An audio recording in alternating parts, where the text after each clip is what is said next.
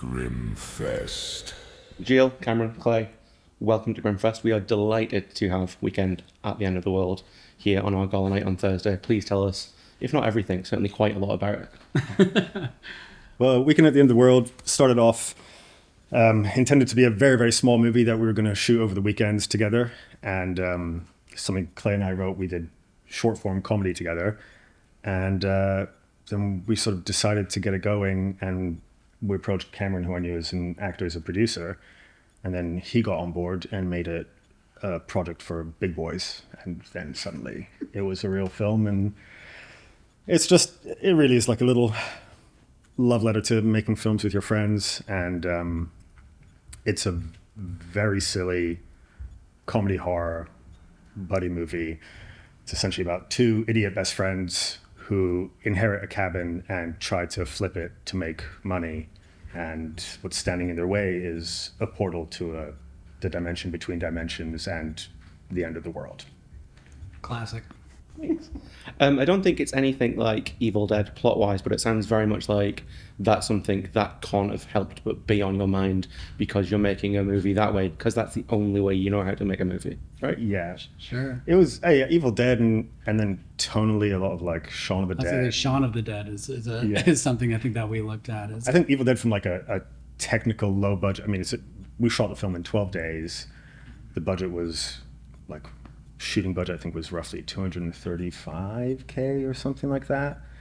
So, everybody working for dead cheap, but everybody owns a piece of the movie, and it was just a real, we all work in the industry in many jobs, and there's very few that you really get to walk away enjoying and thinking fondly of, and this was a real highlight one for everybody. And we really just pulled off a lot of magic with, really nerdy passion and a lot of planning and hard work, and it came out fun.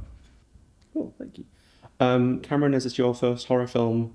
Is this something that you're passionate about? Like, what was your experience of being in a film with, it's not necessarily gore, but it's certainly shocking in places, right? Yeah. I mean, it was super fun. I love horror movies, and in the last few years, I've been writing them and producing them and getting more involved.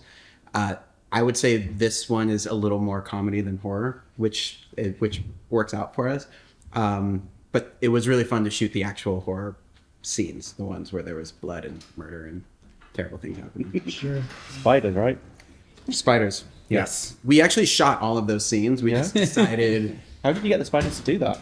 It's like kind of a trade secret, but yeah, let's just say. Honestly, they're easy. Just pay them. They're money. There's a lot of spider aphrodisiacs as well. There's a lot of movies with spiders that people don't realize that. Yeah. Ben Affleck is a spider. Yeah. That explains Enemy.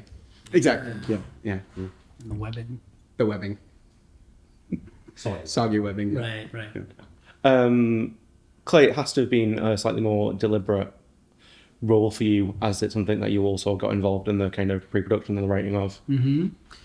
Yeah, I mean, this was a big swing for Gil and I to come from just kind of this short form sketch type world. This was an opportunity, I think, that, full disclosure, I was getting to a point where I was thinking, maybe this isn't the career for me. I've been doing it for a while. I'm hitting certain ages, and I thought, Gil, maybe it's time I kind of focus on other things. And Gil said, well, let's take one more swing. Let's do something big. And so I think it was the first time really approaching a feature.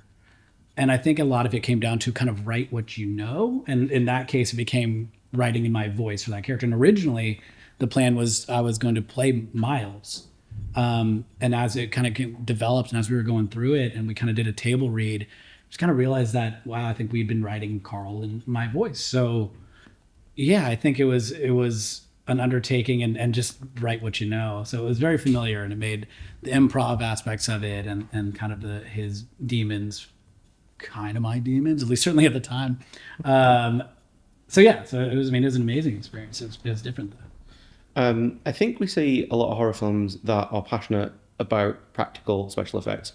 You guys do some really good, like, early 2000s, like, Alias style CGI. Like, I love that it put me back in that place.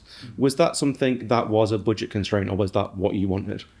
I mean, there's sort of the suspended disbelief, quasi-kitschy nature of the film. It's all heightened, right? Like, these are idiot characters, but you kind of want to thread the needle of never losing the stakes, right? If it's too cartoonish and silly, then there's no real impact. You're not scared with them. You're not sad with them. Nothing really holds.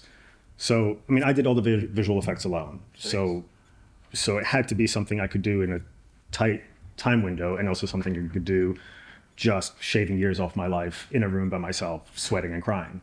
So that's why there's certain limitations on it. But a lot of it was to feed into this kind of kitschy VHS-y world while not being so silly that it made it all feel frivolous and not really working. So like, yeah, the portal's, cartoonish and weird, and when they're in the allness, things are definitely weird. And we wrote the allness specifically to be something that, like a playground, a sandbox that we could operate in, where we wouldn't jeopardize the stakes of any scene by going ridiculous with the visuals. It all fed into the story and made sense. So it's all very intentional, and we from the get-go, it was always, the plan was for me to do it alone. So we just wrote into that. Gil would, like, in the early stages when we were editing, he would do a version of the portal and then text it to Clay and I, and it'd be just like a 5-second video on a text thread, and Clay and I would be like, yeah, that looks great. And then Gil would be like, well, I need to do this, this, and this, and we'd be like, I don't know, looks good to us. And then a week later, I meant stupid. It looked yeah, it looks bad. Gil, keep working on it. But then a week later, he'd send us another one that was just like, oh, this one's a little more purple and has a little more clouds and like a little more depth. And then we'd be like, oh, that's it. Okay, cool, we got it. And Gil would be like, no, I'm still working on it. And then right. Still stupid. Yeah. So bad. But yeah, he probably sent us, I don't know, 20 of those like little, just incrementally better. There was 7 versions of the portal treatment that I found, like the right, particle systems and cloud systems and actual like manipulation, distortion of the waves. And I can list all the plugins, but I don't imagine anybody cares but me. Actually, there's loads of different versions. And there was ones that looked a little bit more photorealistic, but at the cost of, it felt too jarring and not unreal enough. So then we scaled back, and then I added different physical simulations and elements, and I'm happy where we landed. And I do feel like with Gil, like one of his talents also too is it the portal and things like that nature. It feels like a character in the movie. Yeah. Like there's almost personality into what he does. Again, because he gets into the nitty gritty and he adds his personality to it. It's weird. It's weird. The portal side of me. Yeah, you're the portal side of you, like that you show me when it's late and we've been up and we've been writing, and then like you're like, I'm the portal now. And I'm like, oh. It's always jarring. I think the last thing I want to ask you guys before I let you go is kind of 2 things in one. So one, you talk about it feels like that kind of DVD, early 2000s, late 90s kind of horror film. I think that would be a great market for it. That market doesn't really exist anymore. What's the place that you want this film to go, and where potentially is it going to go, if you can tell us anything about that? I mean, we'd always spoken about, that DVD VHS aesthetic is a tone. Like the whole idea of the movie is to give you the sort of generic conventions and the iconography you're used to, and then to subvert those expectations. Like there is a lot of it that feels like a early 2000s buddy movie, and then the handbrake turn goes and you're just suddenly in a bewildering new place. But that also still feels familiar, and you kind of go down a path again and then get diverted. So for us, this was always meant to feel like a late night movie you watch with your mates, or just watching on a Sunday and you're quoting it, and it's a silly, fun thing that you watch many times because there's a lot of jokes happening at once, and there's a lot of little details hidden around the frame that are just more fun when you watch it more. Our release strategy, we're still speaking to distributors and sales agents, and there's some people pushing for, bigger, more audacious, like theatrical runs and stuff. My personal leaning right now is TVOD, so, the Apple, Amazon, YouTube movies, and then maybe some SVOD exclusive for a bit, and then AVOD on, the Plex, the Tubies, the Freebies. I mean, the name of it for us is we want as many people to see it as possible. I'd say that's one of the ideas. We just want people to see it. Yeah, we're not successful as possible. Like we've had plenty of films where they come out and then distributor tries to put a massive price tag on it and suck in a load of cash in the first week before anybody's seen it, and we're more betting on ourselves and being like, you get it for cheap. It's not going to get review bombed, hopefully, and we want as many people to see as possible because that's the biggest joy is. It's a good group watch, right?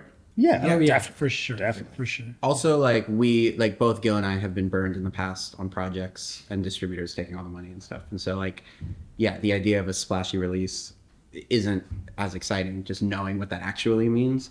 And so, you know, when we tell them we're willing to do the work to self-distribute and actually, you know, make money or, you know, give it a chance to make money, then I feel like there's a doubt, you know, you kind of hear the doubt in them that they don't believe that we have that in us. But we do. We're not work shy. Hence, what we pulled off with such a small amount of money. But it's also the thing of like, you know, every indie movie you work on, equity in the film is handed out, and it's largely symbolic. And we want the points on this movie to be meaningful. Like, I will blood, sweat, and tears until the PAs on our movie receive a check in the mailbox for residuals, because it's really attainable as long as you're not work shy, and we're not. Yeah. I have a lot of points on a lot of movies, and I have never seen a dime on any of them. And It's your legacy. it's my legacy. It's honestly what I'm most proud of. But yeah, the goal is that maybe this one will be the one that breaks the streak, you know? Great stuff. All the best. Good luck. Thank you very much. Thank you.